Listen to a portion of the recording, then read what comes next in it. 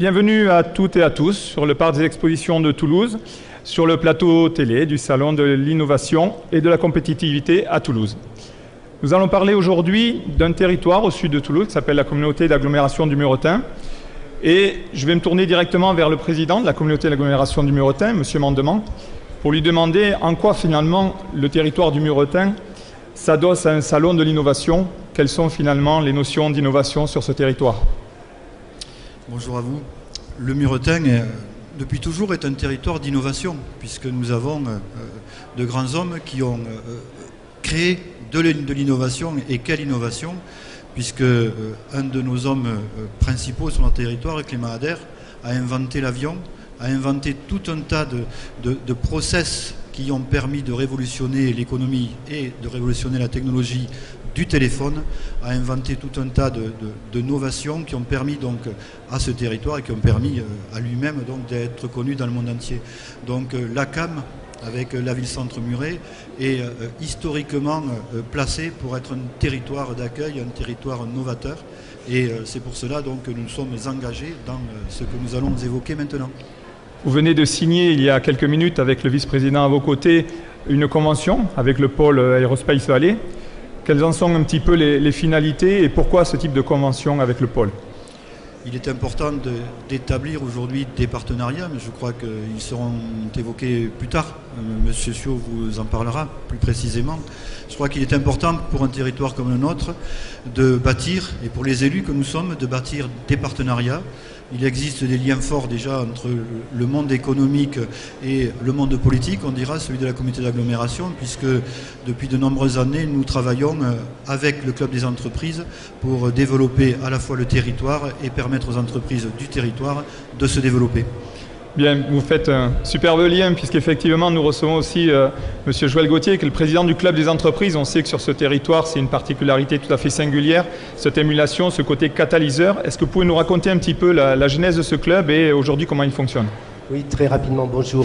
Oui, ce lien entre l'ACAM, les élus de l'ACAM et le club d'entreprise du Muretin s'inscrit complètement dans nos objectifs.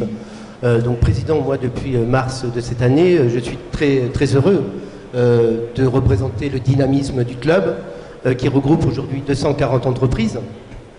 Je veux dire que je resterai vigilant et très actif pour faire vivre notre principal objectif qui est de jouer un rôle complémentaire entre les élus et les chefs d'entreprise au service de notre territoire.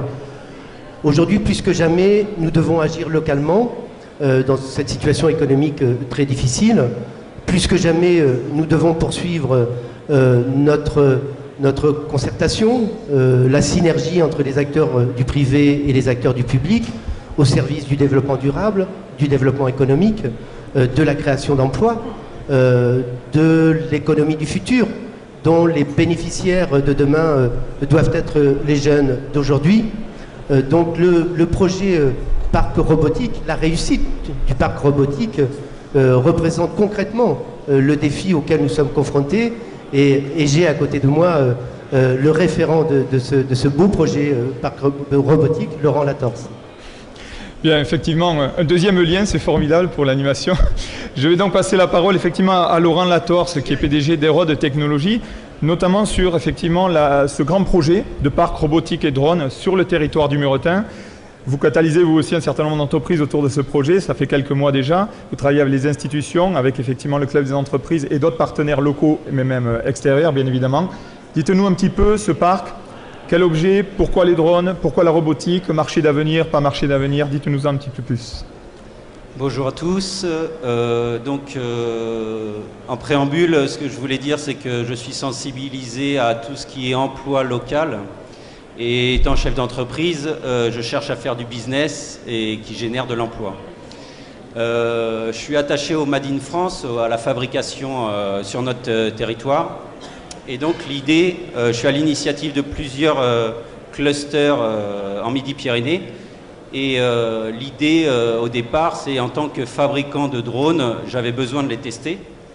Et donc, en relevant un peu la tête du guidon, comme on peut dire, j'ai le territoire de Francazal qui m'est apparu comme une bonne initiative pour tester les drones.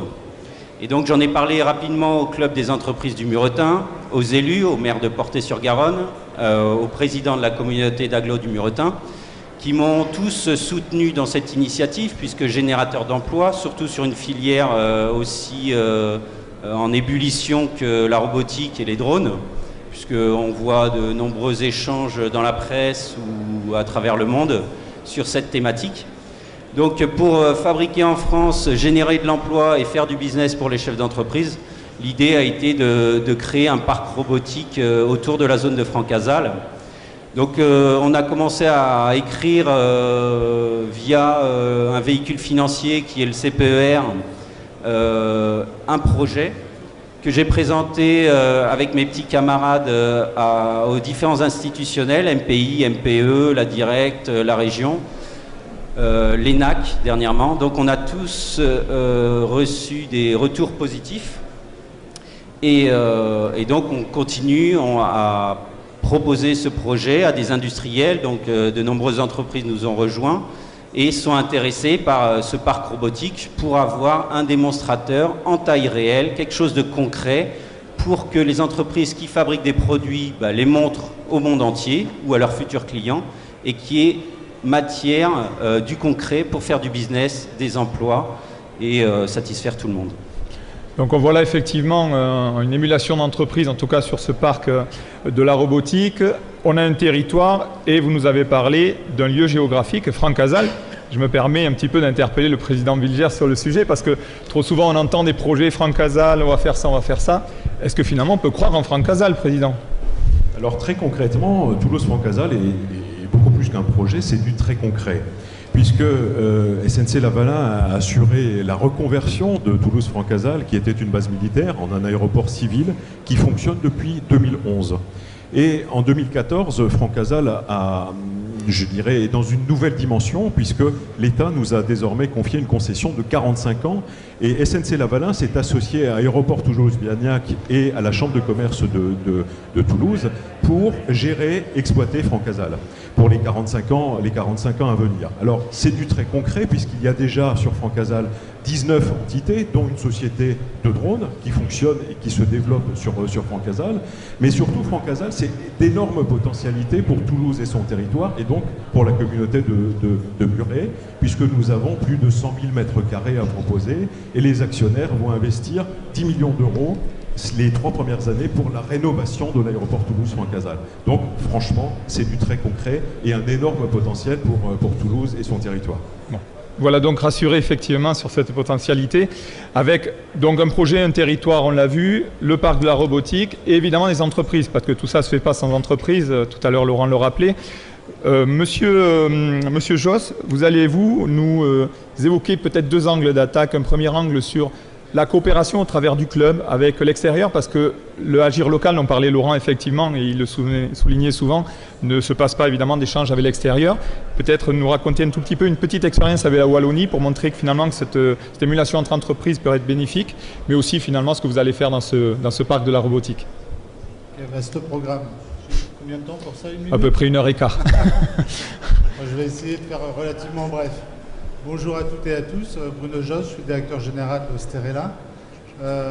Tout comme Laurent, je pense que beaucoup d'entreprises du Muretin, de la région, de France sont heureuses et fières de porter les couleurs nationales et de porter l'innovation. Et en tout cas, cette énergie, cette envie, on souhaite la partager.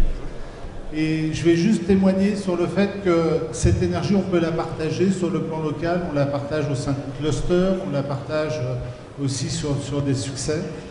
Il y a à peu près 2 ans, 2-3 ans de cela, au sein des entreprises du Muretin, il avait été organisé une réunion, une rencontre, un jumelage entre la région wallonne de Belgique et puis les entreprises du Muretin. À cette occasion, Robert Bousquet, notre président, avait noué des contacts avec des personnes, entre autres le ministère des Routes de Wallonie, SPW, et puis l'Institut financier aussi de ces routes, c'était non négligeable, la Sofico. Et les contacts, de ces contacts, en fait, on en a entretenu la quintessence, on a développé, et ça nous a conduit au développement de tout un projet de mise en place de stations de pesage automatique qui fait un petit peu notre connaissance en savoir-faire dans le domaine du transport routier. Et à force, j'allais dire, de ces relations, on a débouché un véritable projet qui a été déposé, qui a donné lieu à un appel d'offres. Et cet appel d'offres a été notifié en faveur de Sterella en août dernier, donc c'est tout à fait récent. Ça pèse un peu plus d'1 million d'euros sur la première tranche, ça porte sur 5 stations et un potentiel de 20 stations derrière. Je vous laisse faire la multiplication. Et c'est pour nous véritablement un vecteur intéressant à mettre en avant, parce que c'est le rapprochement de ce que peuvent faire les entreprises, l'ancrage régional et le lien avec les politiques, les collectivités locales ou les pouvoirs publics.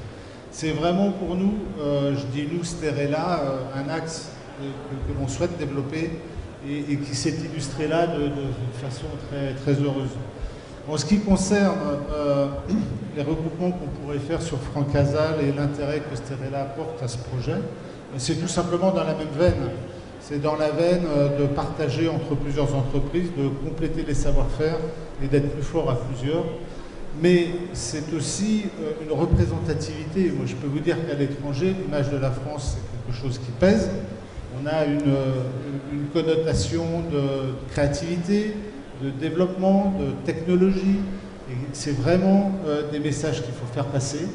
Et je vous assure que quand on est plusieurs sociétés à montrer le savoir-faire et un panel de savoir-faire complet, ça a un poids et un poids extrêmement fort. Merci. Effectivement, vous parliez de complémentarité et on a à votre gauche Stéphane Gauchy de la société Barre de Sud-Ouest qui lui a aussi, par rapport à son implication sur le parc de la robotique, une vision un petit peu décalée et surprenante, puisqu'il va nous parler aussi un petit peu de transition énergétique au travers de son entreprise, parce qu'on sait aussi que cette transition fait partie des éléments fondateurs de ce parc. Oui, alors merci. Tout d'abord, moi je tiens à dire que je suis absolument satisfait d'être, je dirais, consulté dans cette démarche inter-entreprise et en collaboration avec les pouvoirs publics, parce que je suis absolument persuadé qu'on a des atouts sur le territoire qui sont non exploités, mais Joël l'a dit tout à l'heure. Alors ensuite, vision un petit peu décalée par rapport au projet, je ne sais pas. En tout cas, c'est un projet que l'on supporte, parce que clairement, déjà il est sur un site emblématique qui est l'aéroport de Francasal, et ensuite c'est un projet particulièrement innovant. Donc l'innovation, c'est un axe majeur de notre secteur d'activité qui est la transition énergétique, et je pense que en tout cas, on l'a traduit comme ça chez nous, la transition énergétique, elle s'illustre sur 2 volets. Le premier volet, qui est bien évidemment le plus connu, c'est celui de la recherche de sources d'énergie alternatives aux énergies traditionnelles. Donc là, l'innovation a toute sa place là-dessus. Et puis, un volet un peu plus récent, un petit peu plus nouveau, c'est la création de réseaux intelligents et le fait d'utiliser l'énergie de la façon la plus efficace possible, en amenant l'énergie là où on en a besoin, quand on en a besoin. Alors ce deuxième volet, je pense qu'il est vraiment en plein cœur de ce projet-là, puisqu'il n'y a pas de plus bel exemple, à mon sens, pour créer des réseaux intelligents, que de s'inscrire dans un projet qui regroupe un ensemble d'acteurs d'une même filière sur un même territoire, qui se connaît, qui connaît ses besoins et qui est complémentaire en termes d'activité. Très bien. Alors, juste sur votre gauche, nous avons maintenant Gérard Ladier du pôle Aerospace Valley, directeur général adjoint, qui va lui, au travers de ce parc et de cette signature de la convention, qui vient d'avoir lieu il y a une petite heure ici sur le parc des Expos, nous rappeler un tout petit peu le rôle finalement du pôle et finalement pourquoi un tel accompagnement d'un territoire au sud de Toulouse. Alors, un pôle de compétitivité, c'est quoi? C'est une usine à projet, donc un projet de R&D collaboratif. Donc le but initial d'un pôle, c'est ça, c'est de mettre ensemble des gens, des laboratoires, des PME, des grands groupes, et de travailler ensemble à développer des projets de recherche et développement collaboratif, donc développer l'innovation à travers un certain nombre de compétences technologiques qui sont dans le pôle et qui sont nombreuses. Donc ça, c'est le rôle initial et on l'a plutôt bien joué, je pense, sans fausse modestie. On est parmi les tout premiers pôles mondiaux, enfin français en tout cas. On commence à se diriger doucement vers le milliard d'euros de coûts de projet cumulés depuis le début du pôle en 2005. On a à peu près 350 projets qui ont été financés depuis le début du pôle et ça représente en gros 400 millions d'euros de financement public qui vont donc aider au développement d'innovation dans les entreprises. Donc cette puissance-là, c'est celle de nos adhérents. Avant tout, on a aujourd'hui plus de 700 adhérents dans le pôle, dont 450 en gros petites et moyennes entreprises. Il y a un fort développement du nombre de PME adhérentes au pôle ces dernières années parce qu'on s'est vraiment orienté vers les PME. Et donc on va continuer à développer ça. Donc ça c'est le rôle général du pôle qu'on peut résumer comme ça. Ensuite sur la partie plus précisément du Muretin, je pense qu'on est tout à fait dans notre rôle et dans nos objectifs d'aider au développement des territoires. C'est aussi un des rôles du pôle. On a 6 objectifs pour l'ère qui vient. Et le 4e objectif de mémoire, c'est le développement des territoires. Et quand on dit territoire, pour nous, c'est donc l'ensemble de Midi-Pyrénées-Aquitaine. Ce n'est pas uniquement la ville de Toulouse ou la ville de Bordeaux. C'est aussi aider, mettre cette force-là à disposition des entreprises et des territoires pour aider à développer ça. Et puis, bien évidemment, Franck Hazal ne peut pas nous laisser indifférents. Nous, pôle de compétitivité aéronautique espace, forcément, on est très attaché au développement de ce pôle-là. On a d'ailleurs beaucoup d'adhérents qui sont sur le pôle, sur Franck Hazal.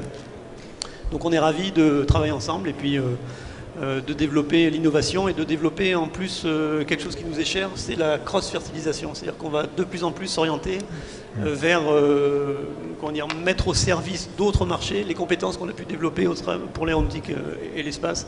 Et donc cela, je pense que ça nous ouvre un champ de projets de collaboration qui est très important. Et donc cette plateforme autour de Franck Hazal sera un outil important pour développer ça également. D'accord. On a entendu plein de mots finalement autour de ce débat. Je vais passer la parole maintenant à M. Thierry Siot, vice-président en charge du développement économique de la communauté d'agglomération du Muretin. Notamment, on a entendu plein de choses. On a entendu transition énergétique, on a entendu robotique, innovation. Est-ce qu'on peut dire qu'aujourd'hui, effectivement, le territoire de la communauté de l'agglomération a un avenir d'innovation devant lui? Et surtout, quel champ cela peut permettre d'ouvrir un petit peu en termes de développement de territoire? Je crois que le plateau, la présence de chacun ici démontre que cet avenir est tracé. Vous savez, la vie, c'est une question de rencontres. Il y a les rencontres qui sont liées au hasard de l'histoire, au hasard de la géographie, au hasard des cheminements des femmes et des hommes. C'est le hasard qui place Franck Hazal pour partie sur le territoire de Portet-sur-Garonne, donc de la communauté d'agglomération du Muretin. Mais il y a des rencontres qui sont liées à la volonté des équipes, à la volonté des femmes et des hommes. Et nous avons cette chance, sur le territoire de la CAM, de nous être engagés aux côtés des pôles de compétitivité, résolument du côté des élus, mais résolument du côté des entreprises et des acteurs, avec déjà des success stories. Nous avons l'aventure de Sterella, née dans la salle du conseil municipal de la ville de Portet-sur-Garonne. C'est improbable, si loin de la Wallonie, où le marché va se dérouler, mais avec déjà cette ambition de la communauté d'agglomération du Muretin d'être en lien direct avec ces entreprises.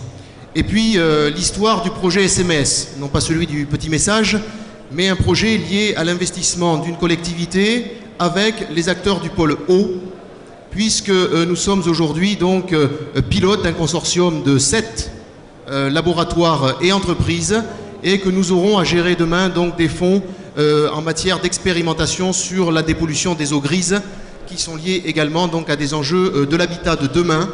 Donc un territoire, Président, peut devenir effectivement un lieu à la fois porteur par la volonté de ses élus et de ses acteurs, et un lieu d'expérimentation qui, je crois, est nécessaire à tous les porteurs de projets et à toutes les entreprises.